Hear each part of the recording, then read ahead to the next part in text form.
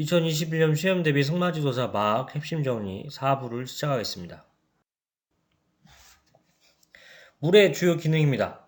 체내 생화 반응과 용매, 그리고 영양소의 소화, 흡수 운동, 노폐물 배설, 체액 분비, 체온 조절 등 향상성 유지, 관절과 조직의 윤활 또는 완충, 체세포와 체형 유지, 별거 다 하네요.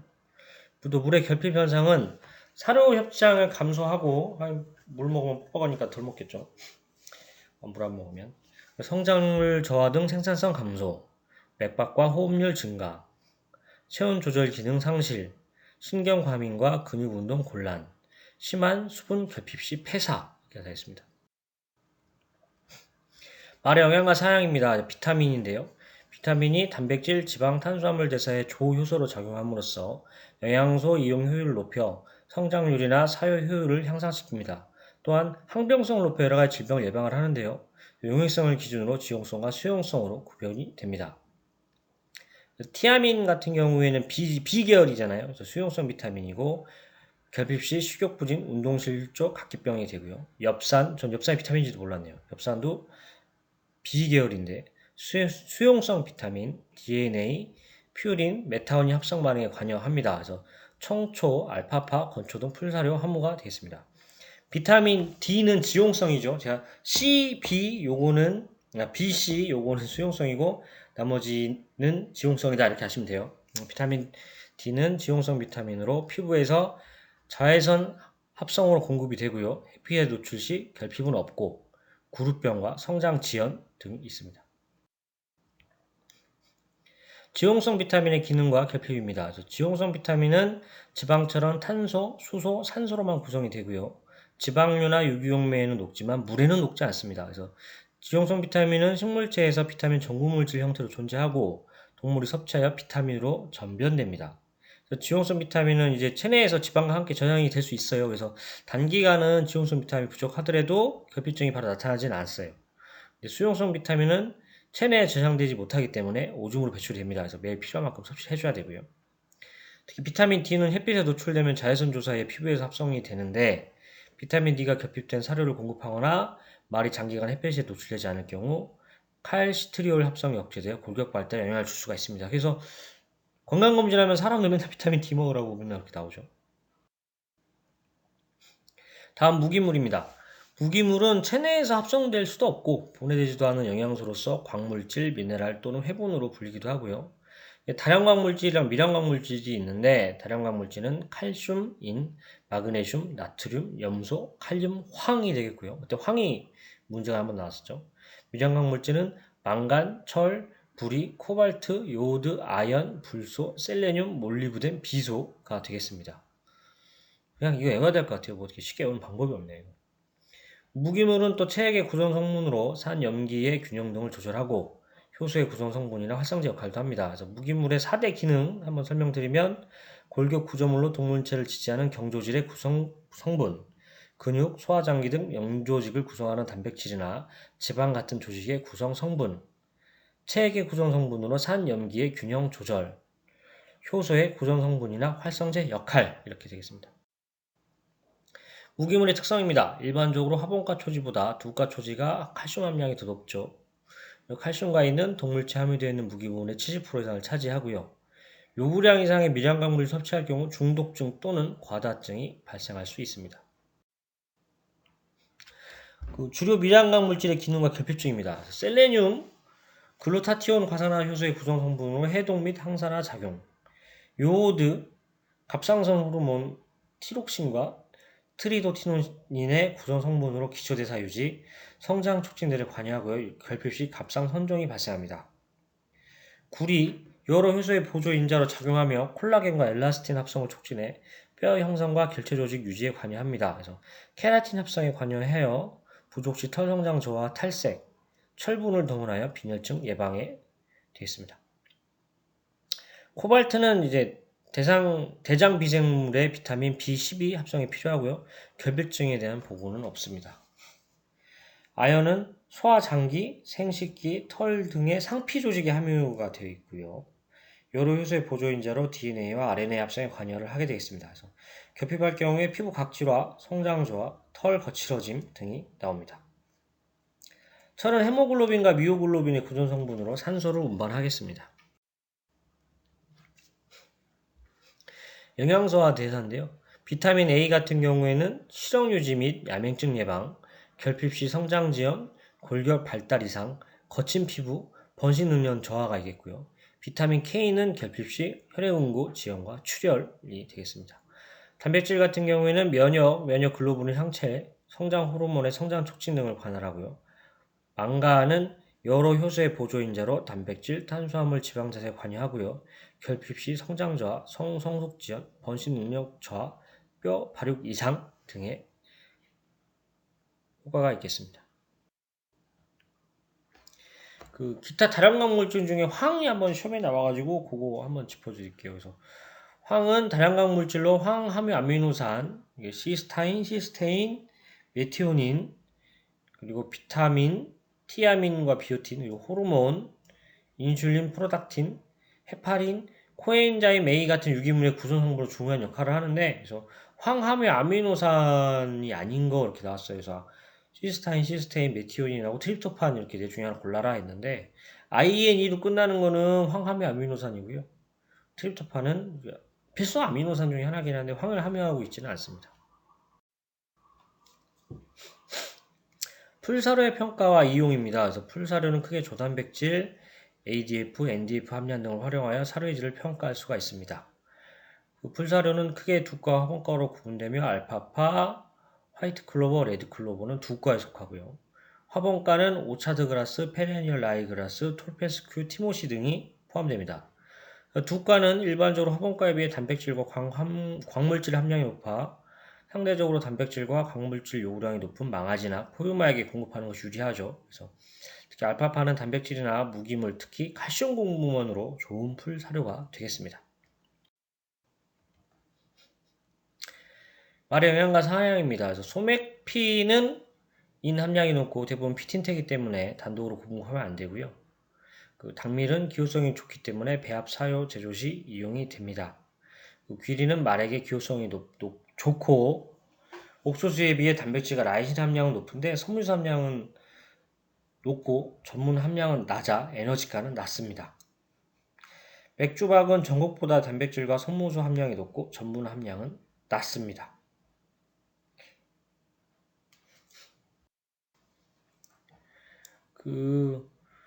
말 사료의 단백질 함량 자체도 의미가 있지만 그 사료가 가지고 있는 필수 아미노산 조성이 중요한데요. 그래서 풀 사료는 수확시 식물체 성장 단계에 따라 단백질 함량이 크게 차이가 납니다. 그래서 어릴수록 단백질이나 가용성 탄수화물, 무기물, 비타민 함유가 많고 성장할수록 ADF 함량이 많기 때문에 기타 영양소 함량이 떨어진다 이렇게 생각하시면 되겠고요.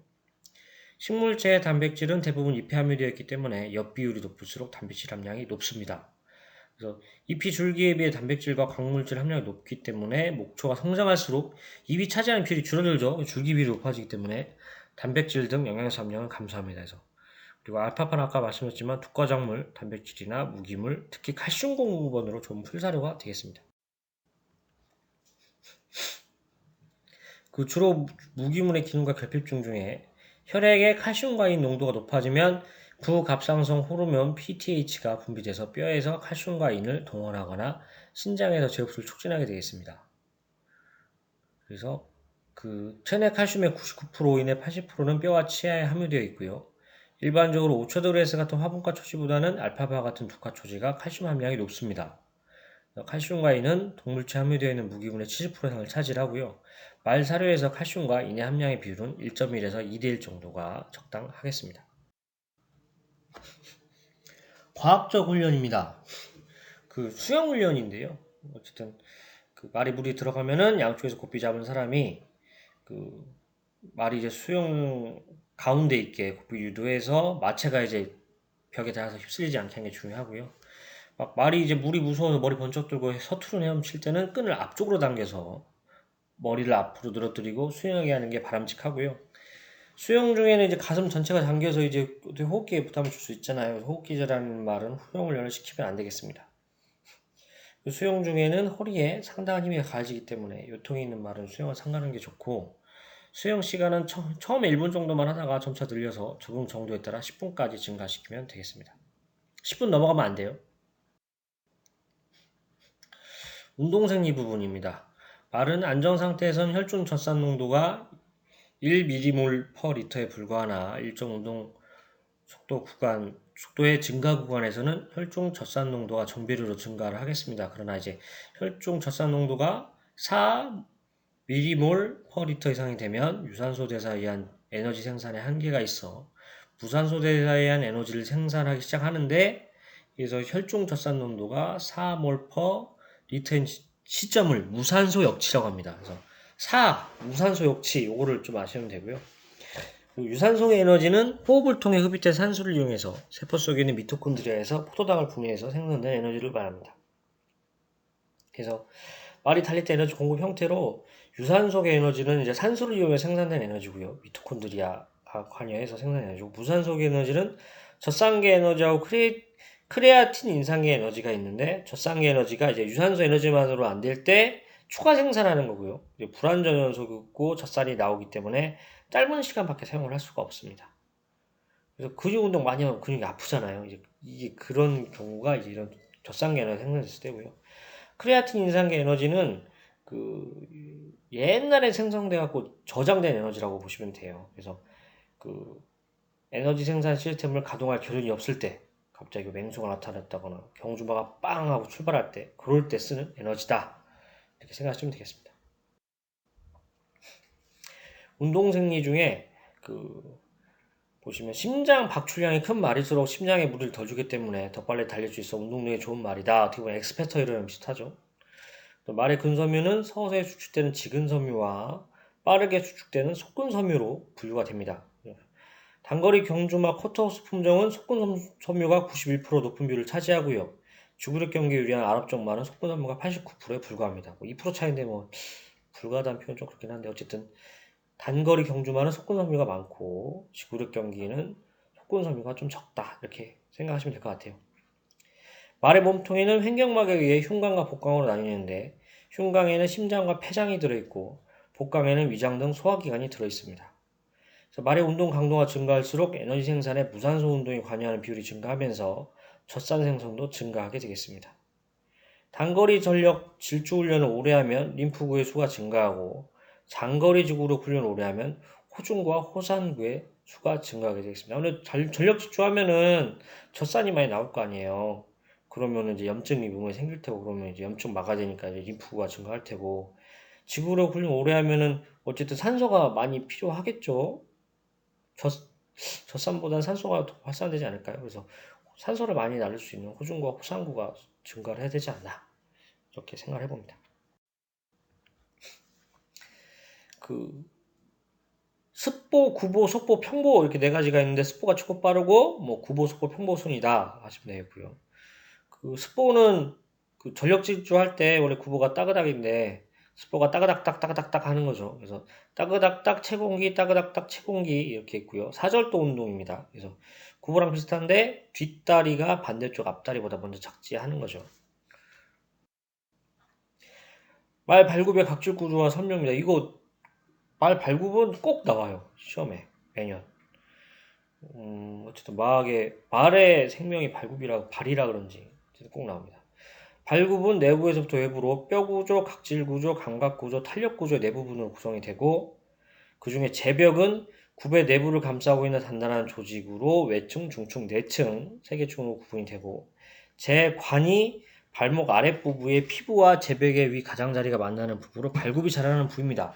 그래서 제관진피는 저관부 둘레의 제각 바로 안쪽에 위치하며 제벽을 생성하고요. 제각진피는 제벽의 가장 위쪽에 위치하며 작은 벨트 모양의 피부로 각질을 생성합니다.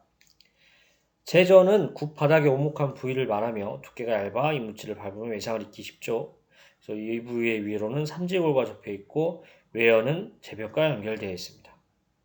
제차는 굽 바닥 뒤쪽에 있는 삼각형의 부드러운 조직을 말하며 완층, 지지, 보습 등의 작용을 합니다. 이 중에서는 제가 볼 땐 제차가 가장 중요해요. 제차는 꼭 아셔야 돼요. 이렇게 생겼습니다. 그래서 뼈구조에서는 재관 부분 좀 재관하고 주상골 한번 이렇게 살펴보시고요. 발굽에서는 아까 말한 그 재차 그리고 재벽 백선은 말 보건 관리에서는 중요한데 과학에서는 잘 안 나온 것 같긴 한데 이런 거 있다. 그림 숙지하시고요. 예, 편자와 장제 여기는 편자는 말마다 다르긴 한데 일반적으로 4에서 6주마다 교체를 하고요. 뭐 쇠도 있고 알루미늄도 있고 고무도 있는데 기능별로 승마용, 경주용, 치료용으로 구분이 됩니다. 그래서 위급 상황인 경우에 장제사 오기 전이라도 제거를 해야죠. 제거할 수 있어야겠습니다. 장제 도구입니다. 시험에 나온 거 위주로만 뽑았어요. 그래서 요거는 네일 풀러 못을 뽑은 질개입니다. 네일이 못이고요. 풀이 당기는 거니까 뽑다 이런 뜻이 있으니까 보면 장비 윗부분이 못을 잡게 생겼죠. 그래서 못 잡고 빼는 거예요. 홈니퍼는 자르는 거죠. 후위 발굽을 나타내는 거고요. 니퍼가 절단하는 거잖아요, 우리. 니빠. 그래서 보면은 장비의 입부분이 두꺼운 걸 자르게 생겼잖아요. 그래서 홈니퍼 이렇게 생겼다 보시면 돼요. 이중 프리첼은 달구어진 편자를 발굽에 대보는 도구입니다. 그래서 저 동그라미 친 부분이 옆에서 감싸 이렇게 갖다 대기에 좀 적당한 크기죠. 풀 오프스는 뭔가를 제거하는 거겠죠. 오프스니까. 그래서 편자 제거 시 사용하는 집게다. 이렇게 보시면 되겠습니다. 모양은 편자를 제거할 수 있게 돼 있죠. 클린처. 클린처 여러 뜻이 있는데 끝을 구부리다. 뭐 단단히 고정시키다. 클린치하다. 뭐 이런 뜻이 있는데 어쨌든 한쪽은 둥글고 한쪽은 납작하잖아요. 반듯하잖아요. 그래서 왠지 이런 모양이 둥근 발굽에 잘 맞게 못을 잘 눌러줄 수 있을까 같이 생겼습니다. 그래서 제벽에 돌출된 목 끝을 굽벽에 눌러준 도구가 되겠습니다. 이건 클린치 커터고요. 편자에 박힌 목 끝을 잘라내는 도구입니다. 잘 잘리게 생겼죠. 말 건강관리입니다. 응급처치와 진료 요청. 당연히 시골 같은 경우에는 말 수의사 오기도 힘들고 어쨌든 그러니까 응급처치 못하면 거의 뭐 재산상의 피해를 입게 되니까 당연히 응급처치 부분은 중요한 생각이 되고요. 그래서 그런가 응급처치나 간단한 대표적인 질병은 말 보건관리에도 있지만 마학에도 있고 시험에 꼭 나옵니다. 그래서 참고 보시면 좋을 것 같고요. 일단은 염증 환부를 냉각시켜서 말초 효과를 축소시키면 부종, 열감, 통증이 감소하게 되겠습니다. 뜨거운 거 대주면은 이제 말초 혈관이 확장이 되고 피가 더 많이 흐르면 더 아프겠죠. 그렇게 생각하시면 될 것 같고요. 선홍색으로 피가 나면 동맥출혈이기 때문에 지혈이 쉽지 않아서 10에서 15분 직접 압박을 해야 되고요. 외상은 거즈에 소독제를 발라서 상체 중앙에서 바깥쪽으로 부드럽게 닦아내야 되겠죠. 그리고 한번 닦은 걸로 또 닦으면 안 되겠죠. 이렇게 접거나 다른 걸로 해서 이물질이 안 묻게 해야겠죠. 그리고 어쨌든 건강상 긴급한 문제 발생 시 수의사 도착 전에 우선 적절한 조치를 취하는 게 응급처치다. 이렇게 하시면 되겠습니다. 발바닥 관련 질병들. 답창은 발굽바닥에 날카로운 물체에 찔린 외상, 찰과상은 피부 표면이 벗겨지면서 일부 출혈을 동반한 거, 좌상은 피부의 손상과 함께 발생한 심한 타박상, 절창은 날카로운 물체에 찔려 피부가 찢겨진 외상 이렇게 되겠습니다. 주요 질병으로는 슬개골 상만고정 이게 시험 보기에 한번 나왔어요.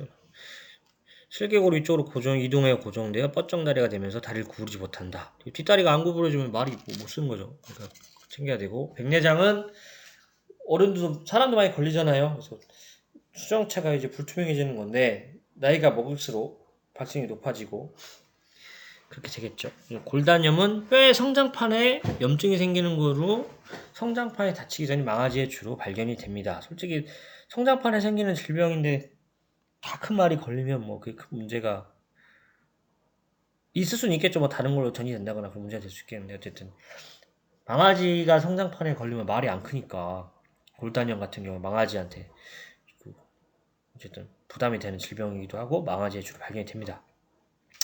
마비성 근색 소녀증은 무리한 운동으로 근육이 횡문돼서 마비가 오는 근육 질병이죠. 그래서 근색 소가 오줌으로 나가는 그래서 색깔도 막 어두운 암갈색인가 암적색인가요? 어떤 그런 식의 오줌으로 나오는 그런 질병이 되겠습니다. 산통입니다. 이것도 은근히 잘 나와요. 갑자기 말이 밤에 막 아프다고 울고 막 그러면 이거 좋지 못하면은 예후가 좋지 않은 경우가 많이 있기 때문에 응급처치를 꼭 해줘야 되고요. 위가 확장되거나 소장이 꼬이거나 대장이 막혀 발생하는 복통인데요. 주요 증상으로는 식욕부진, 반복적인 앞발 긁기, 옆구리 돌아보기 등이 있습니다. 모래사는 대장에 모래가 많이 쌓여 만성적이고 지속적인 복통을 일으키고요. 설사하는 말도 있고, 똥을 물에 타서 흔들면 바닥에서 모래가 나옵니다.